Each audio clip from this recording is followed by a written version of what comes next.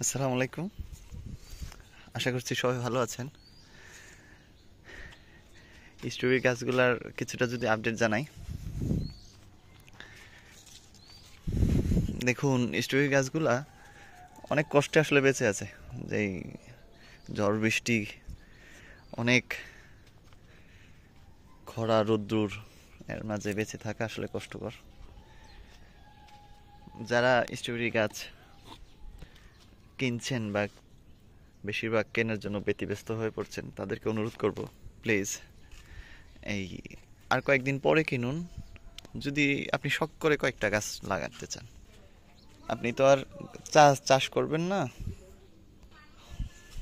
যারা চাষ করতে চাচ্ছেন তাদের বিষয়টা ভিন্ন, কিন্তু এর বাইরে যারা এমনি শখ করে কয়েকটা আসলে গাছ লাগান, বা এই 4 5টা 10টা এরকম, যদি এটা ছাদের ভিতরে, আমার ছাদের উপরে টবে যদি লাগাতে চান, তাদেরকে অনুরোধ করব অক্টোবরের প্রথম সপ্তাহের দিকে বা এর পরে কিনুন।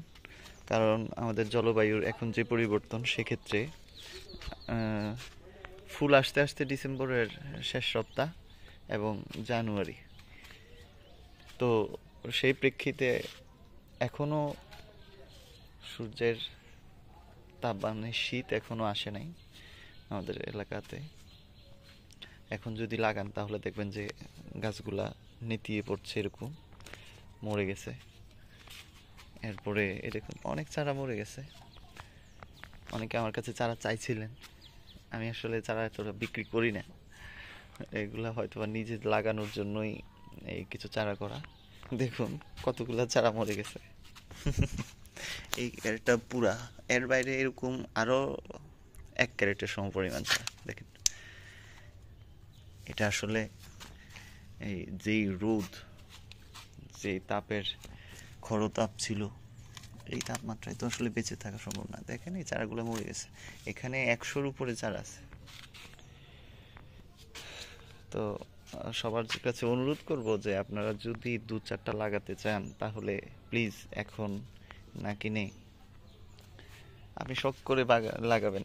এই ধরেন এই চারাটা এখন লাগালে এটা বাঁচতেও পারে, মরতেও পারে, 50-50 চান্স। কিন্তু আপনি যদি অক্টোবরের প্রথম সপ্তাহ পরে লাগান, আজকে দেখলাম যে কিছুটা কুয়াশা শুরু হয়ে গেছে বলা যায়, সেক্ষেত্রে আপনার চারাটা বেঁচে যাওয়ার সম্ভাবনা তখন থাকবে 90 থেকে 100%, 90%-এর উপরে।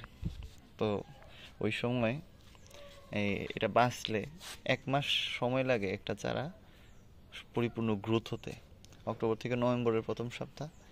এরপরে দেখবেন যে মানে 1 মাস পরেই এটা থেকে অনেক চারা দিচ্ছে, এরকম এরকম রানার দিচ্ছে। এই দেখেন, এই রানারগুলা থেকে আপনি আরও চারা পাবেন। এই রানারগুলো তখন কেটে দিতে হবে। আপনার যদি বেশি জায়গা না থাকে, এরকম যদি আপনি বেশি মানে শখ করে কয়েকটা লাগাচ্ছেন, তাহলে তো আপনার এত বেশি চারা করার দরকার হয় না। তখন এই রানারগুলোকে আপনার কেটে দিতে হয়। রানার যদি না কাটেন তাহলে আবার গাছের গ্রোথ ভালো থাকে না, ফল কম হয়, এরকম। তো কি দরকার আছে আপনার এত রানার কাটার? কি দরকার আছে এটাকে এখন 50-50 চান্সের ভিতরে বেঁচে থাকবে কি মরে যাবে তার ভিতরে ফালানোর? অনেকে 4টা 5টা চারা নেন, হয়তো বা 20 টাকা 30 টাকা করে বা 40 টাকা করে কিনলো, কুরিয়ার ভাড়া সহ আপনার চারার দাম পড়তেছে 50 থেকে 60 টাকা, বা আরও বেশি। সেই প্রেক্ষিতে দরকার নাই তো আপনাকে রিস্ক নেওয়ার। আপনি কিছুদিন পরে কিনুন। যারা আসলে এই যারা বিক্রি করেন, তারা তো, তাদের প্রতি সম্মান রেখেই বলছি, তারা তো বিক্রি করতে চাইবেনই।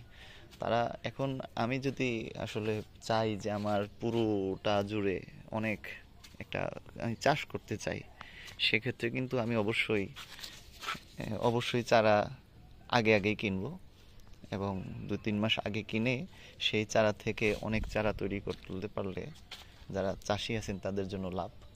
এই জন্য আগে আগে তারা কিনেন।